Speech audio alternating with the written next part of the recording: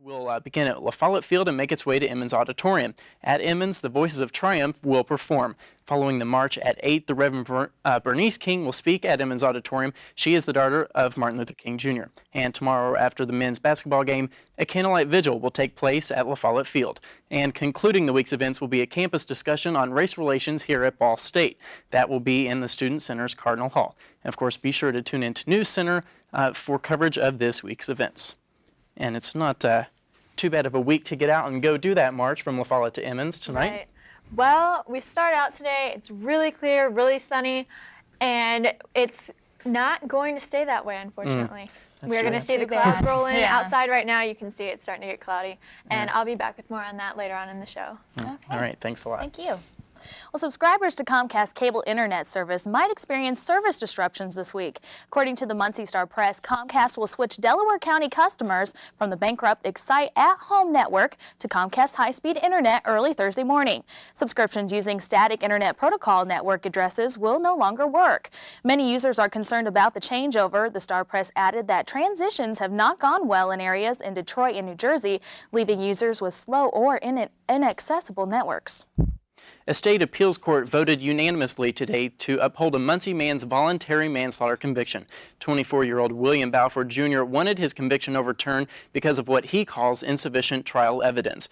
Balfour was charged in 1999 with murdering his girlfriend. A jury found him guilty of voluntary manslaughter, and he was sentenced to 30 years in prison.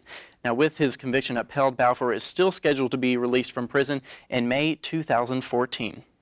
Well, the store that proudly flashes the blue light special is now waving a white flag. A giant in the retail world, Kmart, is going bankrupt. The company filed for Chapter 11 bankruptcy protection this morning. The move was widely expected. Kmart CEO Charles C. Conaway agrees that the upset will give the company time to restructure. All of the 2,000-plus Kmart stores will stay open. Executives say they're hoping the company will be back on its feet by next year. Well, 2 northern Indiana men are safe today after more than 30 rescuers worked to free them from a collapsed well. It all happened Monday in Hammond. That's where Fort Wayne TV station WPTA says brothers Wayne and Thomas Miley were trapped for more than 11 hours. Reports say Thomas jumped in to help his brother, who was completely buried. Officials say Thomas became trapped in sand up to his chest. Wayne Miley is listed in serious condition. The funeral for a Gary servicewoman killed in Pakistan will be held in her hometown on Friday. The remains of Marine Sergeant Jeanette Winters were returned to her family today. Winters died this month when a tanker plane used to refuel aircrafts crashed into a mountain in southwestern Pakistan. She was the first servicewoman killed since the U.S.-led Afghan bombing began in October. Well, the Cincinnati police officer who fatally shot an unarmed black man last year and sparked riots in that city is back in the spotlight. As reporter Monica Abler tells us, prosecutors became protesters today in Evendale, Ohio, trying to make sure he doesn't become a police officer in that town. For much larger issues. Roach must go! Roach must go! Stephen Roach facing some pretty large issues in Evendale, where protesters fear he will be more of a liability than an asset in his role as a police officer here. The kinds of security issues that it brings to us, the kinds of media attention that's bringing to this village, and that is dividing this village up. The protesters all were told Evendale residents did not raise up their voices against Roach, only their signs. The only chanting came from a Cincinnati man as we interviewed a counter-protester here to give Officer Roach a warmer welcome. Cincinnati's got its own problems. Evendale's a wonderful place to live, and I'm out here to let people know it is a good place to live. Many Evendale residents demand a referendum. They want voters to go to the polls in November to decide whether Officer Roach should stay on with the police department here. We will continue the pressure on the village. At least they will know, they'll continue to know that we have challenge to Officer Roach being in the village. Well, attorneys in the Enron case are asking judges to demand possession of evidence in the investigation. Next on NewsCenter at 5:30, details on what sparked this latest request. Plus, find out international audiences' reaction to a movie seen by many this past weekend.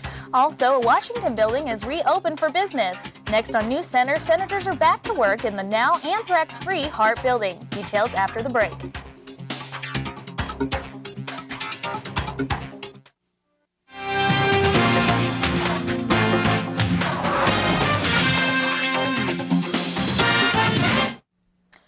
Indiana Congressman Mike Pence has moved back into his Washington, D.C. office at the Longworth House office building.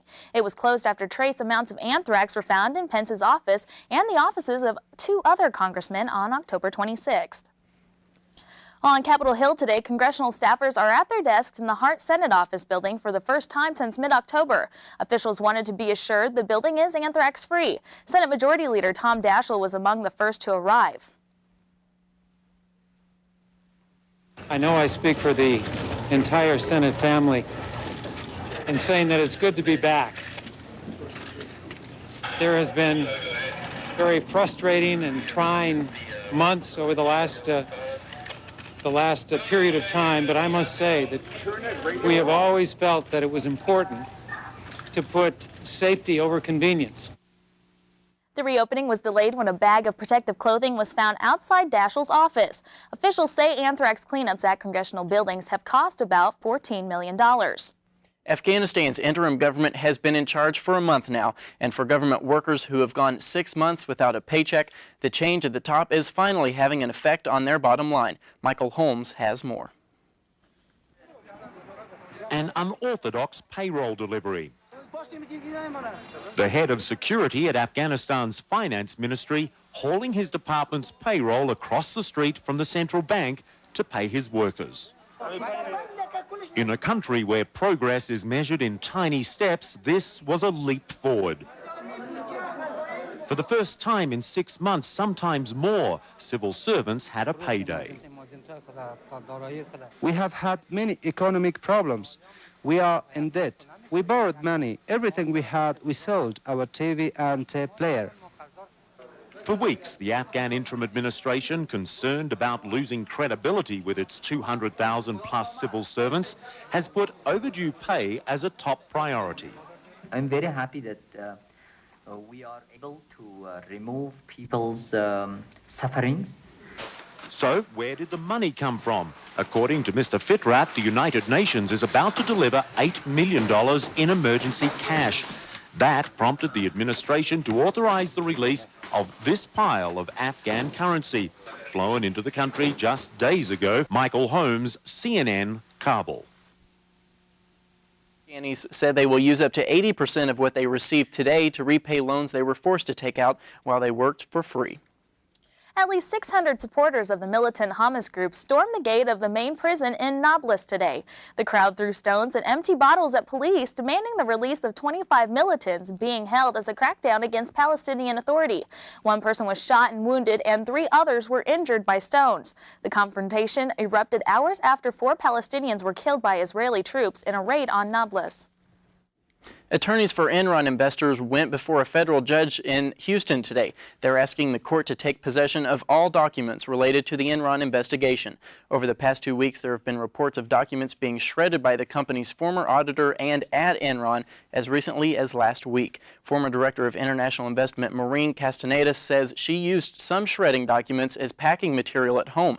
She says she feels sad for the long-term Enron investors who believed in the company. And Enron insists it told its employees not to shred anything important. Well, the movie Black Hawk Down was #1 at the box office over the weekend. It's about the U.S. military operation in Somalia in which 18 U.S. troops were killed back in 1993. The movie was shown for the first time today in Somalia. CNN's Jeff Koineng was there.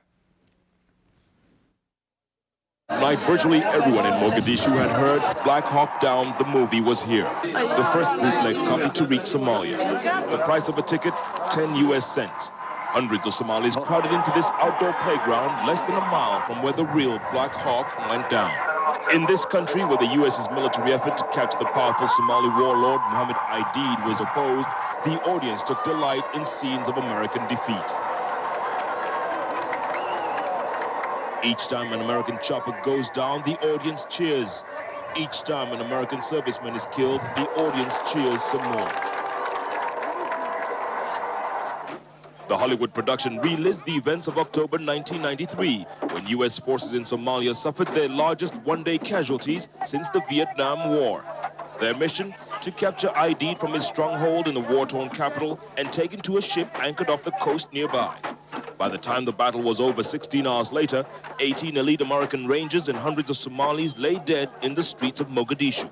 Ahmed Abdullah says he witnessed the actual battle and says the movie is more fiction than fact.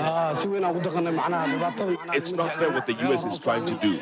What I saw that day was different from what I see in this film today. It's not accurate, he says. Others say the movie brings back disturbing memories of a day they'll never forget. I felt very sad watching the film, says this woman. It's not right what the Americans are trying to do. Some in this audience were actually proud of the way Somalis were portrayed in Black Hawk Down. They believed they were defending their country and their pride against what they considered U.S. military aggression. As you can see, says this man, Somalis are brave fighters. If the Americans come back to fight us, we shall defeat them again. Let them try again, this man says. They'll be making more films about us when we defeat them like we did that day. The events of that day led to the eventual withdrawal of U.S. forces from Somalia, ending their mission here. 8 years later, Somalia continues to slide into the abyss as anarchy and lawlessness combine to make it one of the most ungovernable places in the world today. While Black Hawk Down may prove entertaining to movie audiences worldwide, Somalis here see it as a painful reenactment of their past. A past that could come back to haunt them, coming at a time when they're looking to the outside world for a helping hand. Jeff Koinange, CNN, Mogadishu.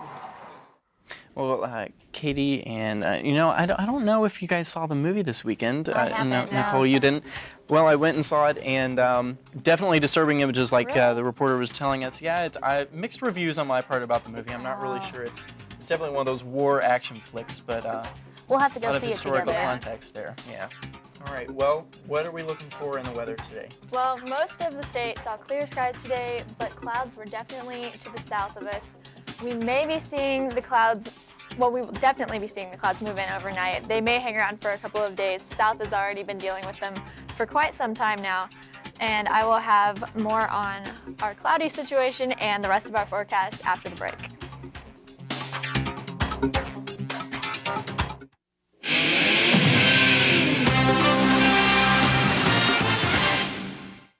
We've definitely seen some much warmer temperatures around the area than normal. South Bend saw 52, and Fort Wayne at 54, Lafayette's at 52. Muncie right now, we're seeing 49 degrees outside, Indianapolis at 51, and Terre Haute at 47.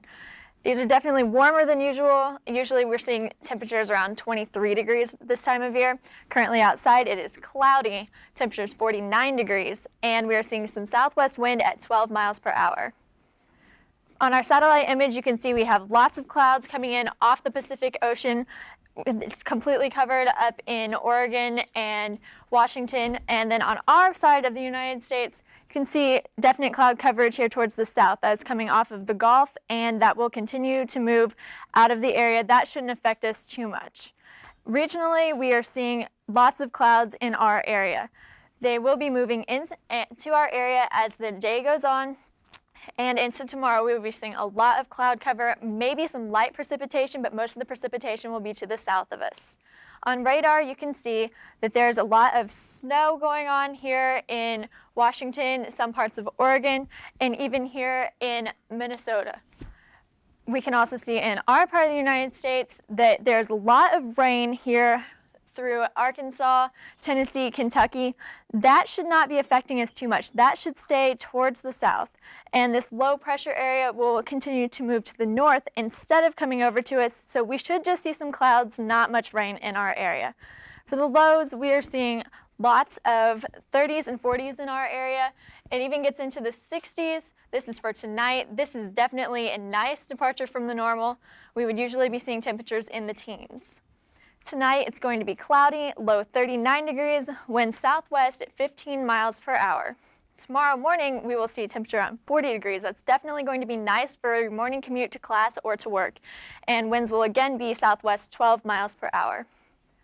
Tomorrow map shows that the low has moved up into Canada, again, not affecting us. The rain will continue to move out towards the Atlantic, and we will just continue to see lots of cloud cover. For tomorrow highs, we are going to see 30s and 40s above us. We will be in the 40 to 50 range again, and we will even see some 50s through the 70s in the southern parts of the United States. Tomorrow, again, it will be cloudy. High will be 56 degrees, southwest wind at 10 miles per hour. Still warmer than usual. And for our 3-day, we are looking at some rain on Thursday. We may see a high of 42 degrees, 23 degrees for the low. Friday and Saturday are going to be sunny. Highs around 42, 48 on Saturday. So Saturday is looking pretty nice, but the lows will still be in the 30s.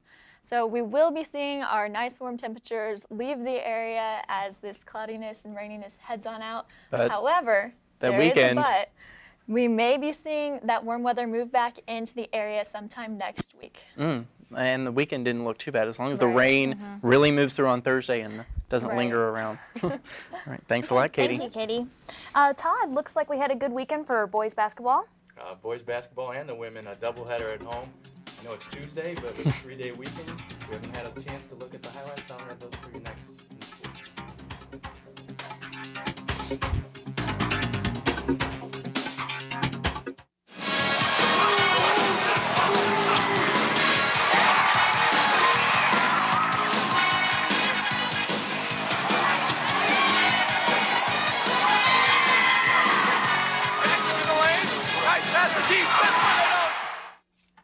After our 3-day weekend, glad to come back, have some basketball midweek action.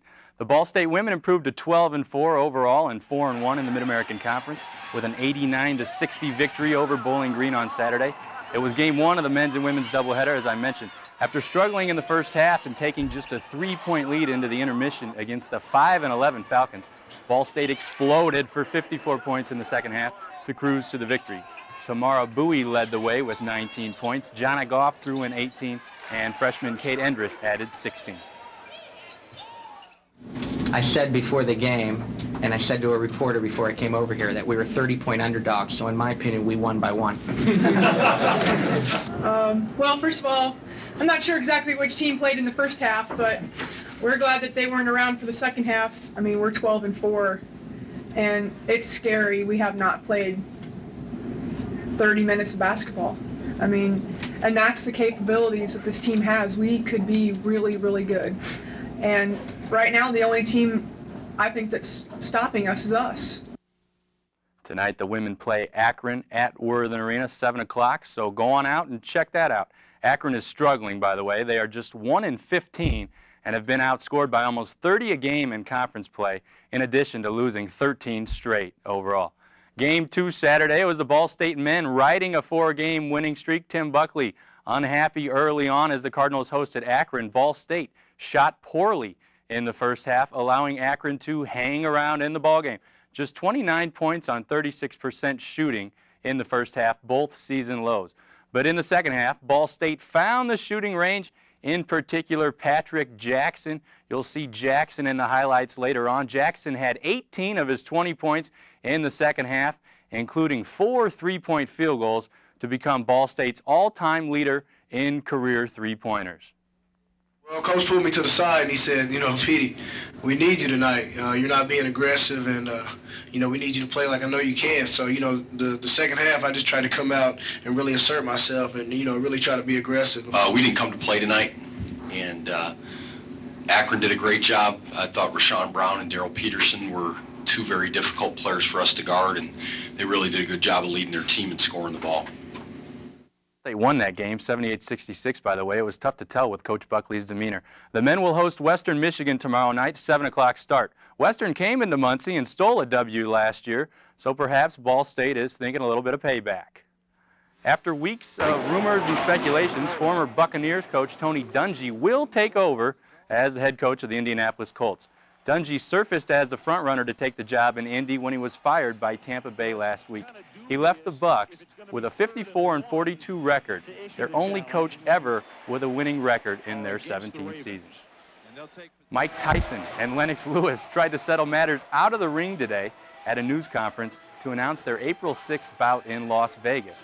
Tyson charged at the WBC and IBF champ, and although neither fighter hit one another, Tyson was left with a cut on his head from the swarm, and the news conference was called off.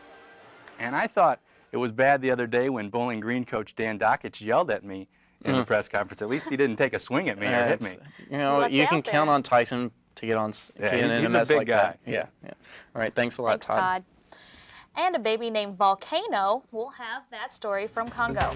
And Katie Collins will have your wake-up forecast. Stay tuned. We'll be right back.